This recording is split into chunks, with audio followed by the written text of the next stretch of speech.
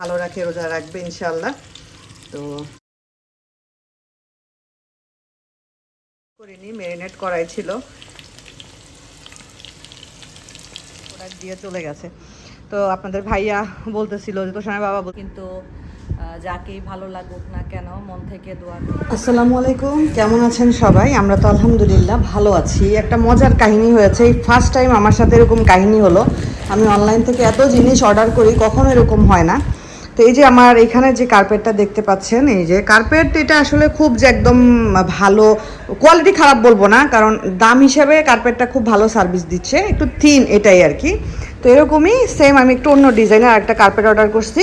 ওই যে সোফার নিচে তাবিব যেখানে বসে আছে, আমার ওই কার্পেটটা ওরা মানে অনেক বেশি নোংরা করে, আর এটা পরিষ্কার করতে খুব কষ্ট হয়। তো সামনে রমজানের সময় তো আসলে এত কাজ করা যায় না। তো ওই কার্পেটটা তুলে ফেলে ভাবতেছি ওইখানে এই কার্পেটটা পেরে দিব, এই জন্য আমি এই কার্পেটটা অর্ডার করছি, এবং খুবই কম দাম, এটা 22 রিঙ্গিত মাত্র, একদম সেম এটার মতোই বড় সড়ো। বাট এটা হলো ক্যাশ অন ডেলিভারি, মানে উনি ডেলিভারি দিতে আসবে, আমাকে নক দিবে, আমি টাকা দিয়ে প্রোডাক্ট রিসিভ করবো আর কি। তো আমি সকালবেলা দেখতেছি আমার একটা মেইল আসছে যে তোমার প্রোডাক্ট ডেলিভার্ড। আমি সোমা, আমার প্রোডাক্ট কেমন ডেলিভার্ড হলো? আমি তো টাকাই দেই নাই, তো আমাকে তো নকও দেয় নাই, তাহলে আমার প্রোডাক্ট কীভাবে ডেলিভার্ড হলো? পরে দেখতেছি আসলেই সত্যি সত্যি আমার প্রোডাক্ট দিয়ে গেছে, গিয়ে নিয়ে আসলাম। এখন হলো সেলারকে নক দিব যে তোমার ডেলিভারি ম্যান তো আমাকে প্রোডাক্ট দিয়ে গেছে, বাস ডেলিভারি ম্যান তো আমার কাছ থেকে টাকা নেয় নাই, এটা কেমন হইলো? সেলারকে এখন একটা নক দিব। তো সেখানে বাবাকে ফোন দিলাম, বললাম যে কী করবো? বললো যে তুমি সেলারকে নক দাও, সেলার তোমাকে অ্যাকাউন্ট নাম্বার দিয়ে দিলে তুমি অ্যাকাউন্টে পে করে দিলেই হবে। আমি বলছি ঠিক আছে, তাহলে ওটাই করি। আর এই যে আপুর আনা ফুলগুলো এত সুন্দর লাগতেছে, মানে খুবই সুন্দর মাশাল্লাহ। আমি সকালবেলা অল্প একটু রেকর্ড করেছিলাম, এরপরে আর আসলে আপনাদের সাথে তেমন কিছুই শেয়ার করা হয়নি, এরপরে আমি একটু ব্যস্ত হয়ে গেছিলাম। তো গতকালকে তো আমার বাসায় সবাই বিকালে নাস্তা করেছিল, তো তখন হলো যে প্যাটিস যে বানাইছিলাম, প্যাটিসের পুরটা আসলে বেঁচে গেছিলো, আর প্যাটিসের শিটও ছিল, 6টার মতো শিট ছিল। তো আজকে ভাবলাম যে বিকালের নাস্তায় কি বানানো যায়, এই প্যাটিসটাই বানাই ফেলি, যেহেতু পুরটাও আছে ভিতরে, আবার শিটও 6টা আছে, তো প্যাটিসটাই বানাচ্ছি। আর তাবিবের তো শরীরটা ভালো না, সে আজকে দুপুরে ভাত খায় নাই, সে টুকটাক হাবি যাবে এগুলা খাইছে। জ্বরের মুখ তো আসলে ভাত খাইতে বড়দেরই ভালো লাগে না, আর ছোটরা তো সেখানে খাইতেও চায় না। তো ভাবলাম যে ওর জন্য একটু আপনাদের ভাইয়াকে বললাম নিচ থেকে একটু চিকেন ফ্রাইয়ের প্যাকেট নিয়ে আসো, চিকেন ফ্রাই পছন্দ করে, ও প্যাটিস খাবে না, আমি জানি ও খায় না প্যাটিস, তোষান খায় কিন্তু ও খাইতে চায় না। তো চিকেন ফ্রাই ভেজে দেই, আর প্যাটিসটা দিয়ে আমাদের বিকালের নাস্তা হয়ে যাবে আজকে। ভাত আমারও ইদানিং খুব একটা ভালো মানে খাইতে ইচ্ছা করে না, দেখা যায় যে ওই কোনো রকম খাইতে হয়, এজন্য খাই আর কি, না হলে এতটা মানে ভাতের প্রতি আগ্রহ নেই। গতকালকে যে তেঁতুলের শরবতটা বানাইছিলাম গুড় দিয়ে, শরবতটা সবাই খুব পছন্দ করছে, তার একটুখানি বেঁচে আসছে, এটা ফ্রিজে রেখে দিয়েছিলাম, আপনাদের ভাইয়া বললো যে বাই করো খাবো, তার খুব পছন্দ হয়েছে। তো ভালো হয়েছে, একটা শরবতের রেসিপি পাওয়া গেল, রোজার মধ্যে করা যাবে শরবতটা, একদমই ইজি, কোনো কিছুই না। তেঁতুল, অল্প একটু তেঁতুল গুলিয়ে তেঁতুলের টাকে ছেঁকে নিয়ে যা শুধু তেঁতুলের কাঠটা দিয়ে, আর একটু বিট লবণ, একটু গুড়, মিষ্টিটা যে যেমন খেতে চায়, একটু গুড়, আর হলো সরি আমি তো কানেকশনই দিই, একটু গুড়, আর জানি কি আচ্ছা, আর হলো পুদিনা পাতা, এই হলো শরবতের ইনগ্রেডিয়েন্টস। যেহেতু আমি এদিকে নিয়ে আসছি আমার ওভেনের ইয়েটা, তাই এটার কানেকশন এখন একটু সমস্যা, ওভেনটা একটু প্রিহিট করে নেই। আর এই যে তাবিব, এটা কি মা? একটু দেখাও সবাইকে, এটা কি বানাইছিলা তুমি স্কুলে? একটু দেখাও সবাইকে, দেখাও এটা কি মা? তুমি ড্র করছো, এটা তুমি কালার করছো? দাদা আমি দেখতেছি, ছাড়ো হাত ছাড়ো। কালার করছি আর টিচার স্টিক করছে। ওকে, রমাদান মুবারক। আর দেখো সুন্দর লাগতেছে মাশাআল্লাহ। ধরো না গরম ধরো না। তো এই যে তোষার বাবা অফিস থেকে আসার সময় আমি ফোন দিয়ে দিয়েছিলাম, তো আমাদের বাসার নিচে তো শপ আছে, ওইখান থেকে যে চিকেনের রেডিমেড চিকেনের প্যাকেট নিয়ে আসছে, আমি যা শুধু একটু ডিফ্রস্ট করে নিলাম, এখন তেলে ভেজে নিব, তাহলেই হয়ে যাবে। এটা একটু স্পাইসি বারবিকিউ চিকেন, ভালোই লাগবে, বাচ্চারাও পছন্দ করবে। তো হালকা একটু জাস্ট শুধু উপরের যে একটা বরফের কোটিং থাকে ফ্রোজেন চিকেন ফ্রাইয়ে, সেটা জাস্ট একটু যাতে চলে যায় ওভাবে করে একটু ভেজে ডিফ্রস্ট করে নিলাম। এখন সুন্দর ভেজে নিব। এই কড়াইটা, সত্যি কথা, আমি কড়াইটা মানে এত কাজে লাগবে রামাদানে। যদিও ভাজা পোড়া খুব কম, আমি কম খাবো, তোষানের বাবার আবার রোজার মধ্যে কিন্তু একটু পেঁয়াজ ছোলা বেগুনি এগুলো না হলে তার হয় না। আর সে অন্য সময় এসব পেঁয়াজ ছোলা বেগুনি খেতেও চায় না। অনেকে আছে না সব করে খায়, সে কখনো খেতে চায় না, কিন্তু রমাদানে তাকে একটু দিতে হবে। থাকে না এক একজনের এক একটা শখ, তো ওইটা আমাকে করতেই হবে আর কি।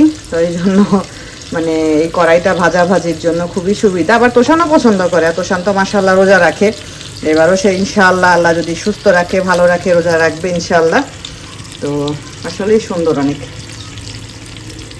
প্যাটিস হয়ে গেছে সুন্দর, একদম কালার চলে আসছে সুন্দর মতো, একদম যেরকমটা চেয়েছিলাম এরকমটা হয়ে গেছে। যদিও আজকে একটু প্যাটিসের ভিতরের পুরটা কম, কারণ আমি 4টার পুর দিয়ে 6টা বানাইছি, তাহলে 2টা পিস আবার রেখে দিতে হয়। ওই 2টা পিস রেখে দিলে আবার ঝামেলা। ওইদিকে চিকেনটাও আমার মোটামুটি ভাজা হয়ে আসছে কিচেনের। হলো এই যে চিকেনটা সুন্দর ভাজা হয়ে আসছে, মাগরিবের আজান দিচ্ছে, নামাজের পরে খাওয়া যাবে আর কি। যাই হোক, সব রেডি হয়ে গেল, বাচ্চারাও খেতে পারবে। কালারটা কি সুন্দর আসছে দেখেন, কি সুন্দর কালার। চিকেন যদিও আমি ম্যারিনেট করিনি, ম্যারিনেট করাই ছিল। এই তো আস্তে আস্তে প্যাটিসগুলো হচ্ছে, যে সুন্দর মতো এখন সবগুলো প্যাটিস ফুলে যাবে, তারপরে উপর থেকে সুন্দর একটা ব্রাউন কালার চলে আসবে। এই জিনিসটা দেখতে আমার খুব ভালো লাগে। কেক হোক, যে কোনো জিনিস হোক, ওভেনের মধ্যে যখন আস্তে আস্তে এভাবে ফুলে উঠে, মানে এটা খুবই স্যাটিসফাইড, মানে স্যাটিসফ্যাকশন আনে আর কি। আমার অন্যরকম লাগে এই জিনিসটা দেখতে। আর এই প্যাটিসগুলো খেতেও কিন্তু বেশ মজা। প্যাটিসগুলো সুন্দর মতো বানানো হয়ে গেছে, তো সস দিয়ে সুন্দর করে একটা প্লেটে নিয়েছি যাতে দেখতে সুন্দর লাগে। আসলে বাসায় খাই আর মেহমানদের জন্য সার্ভ করা হোক, সুন্দর করে সার্ভ করলে যে কোনো জিনিসই দেখতে সুন্দর লাগে। আর এই যে চিকেনগুলো ভেজে নিয়েছি, চিকেন মেনলি বাচ্চারাই খাবে, আমার তো বাইরের চিকেন টিকেনের বাবাও খুব একটা পছন্দ করে না, ওরা খাবে, ওদের চিকেনটা খুব পছন্দ।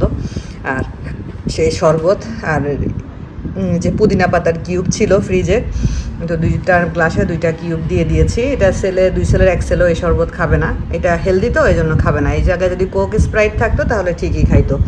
নর্মালি ওগুলো আমাদের বাসায় এখন আর কেনা হয় না, কোনো মেহমান টেহমান যদি কেউ নিয়ে আসে ওই ক্ষেত্রে থাকে, ওরাই খায়, নর্মালি কেনা হয় না। তো ঠিক আছে, খেয়ে নিলাম। আর এই যে কার্পেটটা তো আমি তখনই বিছাইছিলাম, আর এটার পেমেন্টটাও করা হয়েছে। আমি হলো যে ডেলিভারি বয় দিয়ে গেছে তার ইনফরমেশন ছিল, তাকে পরে নক দিলাম। সেলারকে নক দেওয়ার পরে সেলার বললো তুমি ডেলিভারি বয়কে নক দাও। ডেলিভারি বয়কে নক দেওয়ার পরে বলছে ও কাকা মানে সিস্টার, ও কাকা সরি আমি একদম ভুলে গেছি, তুমি খুব ভালো কাজ করছো, মনে করাইছো, নাহলে পরে তো আমার অনেক সমস্যা হয়ে যেত। যদিও জিনিসটার দাম কম, তারপরেও তার হিসাব মিলাতে তো সমস্যা হইতো, পরে নিজের কাছ থেকে দিতে হইতো, বা বুঝতে পারতো কিনা আমি জানি না। এই ফার্স্ট টাইম আমার সাথে এরকম হয়েছে যে মানে টাকা না নিয়ে প্রোডাক্ট দিয়ে চলে গেছে। তো আপনাদের ভাইয়া বলতেছিল যে তোষানের বাবা বলতেছিল সুন্দর হয়েছে, তোষান বলতেছে আম্মু এটা অনেক ভালো হয়েছে, হার্ড হয়েছে, কারণ নরমটা পরিষ্কার করা অনেক কষ্ট, আর ওরা সারাদিন এটার মধ্যে বসে থেকে এটার অবস্থা খারাপ করে ফেলতেছিল। তো এটা সুন্দর লাগতেছে, কিন্তু বেশ ভালো লাগতেছে। তোষান খেয়ে দিয়ে উঠছে, এই যে এটা নিয়ে বসছে। পুরুষের কি বানাবা আজকে? ফুল ফুল বানাবা? কি ফুল? এই সার্চ দিচ্ছে, এইটা বানাতে পারো না কিনা, লাভটা বানাতে পারো কিনা দেখো।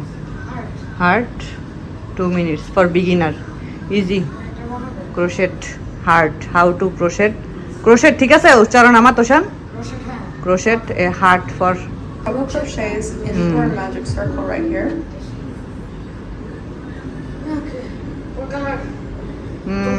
হোয়াইট হ্যাঁ দেখো, মুখটা ধুইছো ভালো মতো, তাকাও দেখে আমার দিকে, এমন করো তো। ওকে, তাবিবকে নিয়ে তাবিবের বাবা ডক্টরের কাছে গেছিল। তাবিব তোমার কি হয়েছে? ডক্টর কি বলছে? তোমার কি সমস্যা? হ্যাঁ আচ্ছা, আইসক্রিম খাইতে হবে ম্যাকডোনাল্ডসে, সেটা তো বুঝলাম, কিন্তু তোমার সমস্যাটা কি? কি হয়েছে তোমার? তুমি সিক কেন? পানি দিয়ে খেলো সেটা তো জানি, ডক্টর কি বলছে তোমার কি হয়েছে? তুমি সিক কেন? কিছু বলে নাই ডক্টর? কিছু বলছে, বাট আর ডক্টর কি খাইতে বলছে তোমাকে? Ice cream from McDonald's tomorrow. Ice cream from McDonald's আর একটু ওয়াটারমেলন হয়। তোমার ঠান্ডা লাগছে তো তোমাকে আইসক্রিম খাইতে বললো কেন? ডাক্তার কি ম্যাড হয়ে গেছে? আর অলসো একটু সুইটস, আর অলসো একটু সুইটস খাইতে হবে। সুইটসও খাইতে বলছে? একটু, রাইট বাবা? তাহলে একটু সুইটস। তো তাবিবকে নিয়ে তাবিবের বাবা ডাক্তারের কাছে গেছিল, আমাদের বাসার পাশেই ক্লিনিক। তো তাবিবকে নাকি ডক্টর আইসক্রিম খাইতে বলছে, তাও আবার ম্যাকডোনাল্ডসের আইসক্রিম না? হ্যাঁ, কারণ তার হইলো টনসিলে সমস্যা, তো পায়ে ব্যথা পাবে। তাবিব ওইটা থ্রো করে না, ও ভাইয়ের দিকে থ্রো করতেছে, ভাই ফুটবল মনে করে এটা কি করতেছে। কি সমস্যা? ম্যাকডোনাল্ড বলতে হচ্ছে তো ওই যে মানে ইয়ে আইসক্রিমগুলো, হ্যাঁ, কোন আইসক্রিম, কোন আইসক্রিম আর কি। অন্য কোন আইসক্রিম খাওয়া যাবে না। কোন এই সত্যি সত্যি আইসক্রিম খাওয়াবা নাকি? দিনে বেলা খাওয়াবে, এখন না, এখন কাশতেছে না, আগে কাশিটা কম তারপরে অ্যান্টিবায়োটিক দিছে? অ্যান্টিবায়োটিক কোলে, দেয়, কোলে। মানে যে কাশির ওষুধ দিবে, কোলে উঠবে, ভাইয়ের কোলে উঠবে। ওষুধ। আর হচ্ছে যে আমাদের লজেন্স দিত না, হ্যাঁ। টনসিলটা সেটা দিছে। ও পারবে? ওটাই হচ্ছে সুইট খাইতে আর কি। ও আচ্ছা। এটা লজেন্স টাইপ, ওটা নাকি দিই। পানি নিয়ে খেলবা? এই ছেলে পানি নিয়ে খেলবা? খেলবে দেখছো? সর তো, সামনে থেকে সর দেখি। খেলবা পানি নিয়ে? ভাবলাম আপনাদের সাথে একটু কথা বলি, একটু গল্প করি, তারপরে ব্লগটা শেষ করে দেই। কালকে তো বাংলাদেশে জাতীয় নির্বাচন।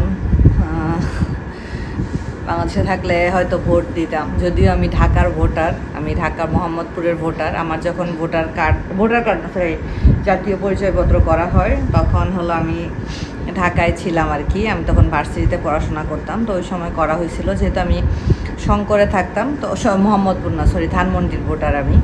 যেহেতু আমি শঙ্করে থাকতাম, তাই আমি ওখানকার ভোটার আর কি। আমার জীবনে এখনও পর্যন্ত ভোট দেওয়া হয়নি। প্রত্যেকটা মানুষই কাউকে না কাউকে সাপোর্ট করে, আমিও কাউকে না কাউকে আমার ভালো লাগে। ভোট দেওয়া হয়নি, কিন্তু যাকেই ভালো লাগুক না কেন, মন থেকে দোয়া করি সে যেন আসে। আর এবার চাই, আসলে আমাদের দেশটার অবস্থা তো খুব একটা ভালো না। আমরা আসলে আমাদের দেশ নিয়ে কেন প্রাউড ফিল করতে পারি না? আমাদের বাংলাদেশের পাসপোর্টটা যে কোনো দেশের এয়ারপোর্টে দেখলে তারা আমাদের দিকে একটু অন্য চোখে কেন তাকায়? মানে এই জিনিসগুলো আসলে যেন আমাদের সাথে যেন আর না হয়। হ্যাঁ, আমরা বাংলাদেশিরাও এমন এমন কাজ বাইরের দেশগুলোতে গিয়ে করে ফেলি, যেখানে কিনা আমাদেরকে ওগুলার জন্য অনেক বেশি সাফার করতে হয়। তো দোয়া করি যে ভালোভাবে সুন্দর মতো একটা ফেয়ার ইলেকশন কালকে হোক, যে দলই আসুক না কেন সেটা যেন সুন্দরভাবে সুষ্ঠুভাবে আসে এবং দেশের জন্য যেন কিছু একটা করতে পারে। কারণ আসলে আমরা যদিও দেশের বাহিরে থাকি, তারপরেও দেশের জন্য তো আসলে একটা ফিলিংস ভিতর থেকে কাজ করে। যখনই দেশের মাটিতে গিয়ে ল্যান্ড হয় আর কি প্লেনটা, তখন একটা অন্যরকম ফিলিংস কাজ করে। তুমি কি জানো তোষান, কালকে বাংলাদেশে ইলেকশন? কালকে বাংলাদেশের প্রধানমন্ত্রী নির্বাচন হবে। প্রাইম মিনিস্টার কে হবে সেটা, কোন পার্টি প্রাইম মিনিস্টার হবে সেটা কালকে ইলেকশন হবে, সেটা কালকে ঠিক হবে আর কি, ভোটের মাধ্যমে। আন্ডারস্ট্যান্ড? তোমাকে যেমন ভোট দিয়ে তোমার স্কুলে তোমাকে লিডার করছে, ক্যাপ্টেন বানাইছে, এরকম বাংলাদেশের সব মানুষরা, অনেকগুলো ওখানে অনেকজন ভোটে দাঁড়াইছে, অনেকগুলো কি বলে পার্টি ভোটে দাঁড়াইছে। তো বাংলাদেশের মানুষদের যেই পার্টিকে ভালো লাগবে সেই পার্টিকে কালকে ভোট দিয়ে ইলেকশন হবে, কালকে ভোট দিবে, সেই পার্টি হলো ভিক্টোরি পাবে আর কি। তারপরে তারা তারপরে তারা বাংলাদেশের জন্য যেটা ভালো হবে, বাংলাদেশকে এক কথায় বলতে গেলে বাংলাদেশকে লিড করবে। ওকে, আমারও ভোট দিতে ইচ্ছা করতেছে, কিন্তু আমি তো এখানে আমার একদম ভোট কেন্দ্রে গিয়ে ভোট দিতে ইচ্ছা করতেছে। তো ইচ্ছা করতেছে কারণ বাংলাদেশে এখন অনেক সুন্দর একটা পরিবেশ। আমি ফেসবুকে এতক্ষণ পর্যন্ত বসে বসে আমি ফেসবুকে শুধু বিভিন্ন রিলসগুলো দেখতেছিলাম, বিভিন্ন প্রার্থীরা বিভিন্ন জায়গায় গিয়ে ভোট চাচ্ছে। এই জিনিসটা আমি আজ পর্যন্ত সামনাসামনি দেখি নাই, বুঝছো? মানে প্রার্থীরা গিয়ে যে ভোট চায়, এটা আজ পর্যন্ত আমি সামনাসামনি দেখছি মনে হয় বান্দরবনে 2008-এ না ইলেকশন হলো, 2006-এ, 8-এ না, 2008-এ ইলেকশন হইল না গো? হ্যাঁ, লাস্ট 8-এই তো মনে হয় 2008-এ ইলেকশন হইল। তো 8 না 9, আচ্ছা 8 মনে হয়, 8 9 না 8 ইলেকশনের সময় বান্দরবনে ছিলাম। তো তখন ওই তখন তো কলেজে পড়তাম, তো ইলেকশনের কারণে তো কলেজ বন্ধ হয়ে গেছিল, তো বান্দরবনে চলে গেছিলাম, আম্মু আব্বু তো ওইখানে থাকতো। তো তখন মনে আছে যে একটা পার্টি এরকম ভোট চাইতে আসছিল আমাদের বাসায়, একটা না 2-3টা পার্টি এরকম আসছিল। তো ওই সময় কথা মনে আছে আর কি। আম্মু তো অবশ্যই একটা দলকে সাপোর্ট করি, আমি চাই আমার যে দলকে সাপোর্ট করি তারা যদি আসে তাহলে তো অনেক খুশি হব। আর দেশে থাকলে ভোট দিতে পারতাম, এখান থেকে দোয়া করতেছি।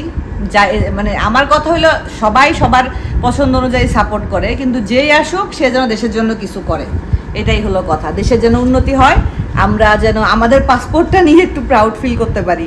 প্রত্যেকটা দেশ তো আস্তে আস্তে আমাদেরকে রিজেক্ট করে দিচ্ছে, এই রিজেকশনটা যেন আস্তে আস্তে উঠে যায়, আমরা যেন এই পাসপোর্টটা নিয়ে আমাদেরকে যেন কি ইন্দোনেশিয়া এখন ভিসা দিচ্ছে না বাংলাদেশে। জানি তো, ইন্দোনেশিয়া দিচ্ছে না তো, কদিন পরে তো ওই যে ভিয়েতনামও দিবে না, নেপালও সব বন্ধ করে দিবে যে অবস্থা। চাই আমাদের এই পরিস্থিতি থেকে যেন আমরা একটু পরিত্রাণ পাই আর কি। তো ঠিক আছে, সবাই ভালো থাকবেন, সুস্থ থাকবেন, আজকের মতো বিদায় নিচ্ছি, আল্লাহ হাফেজ।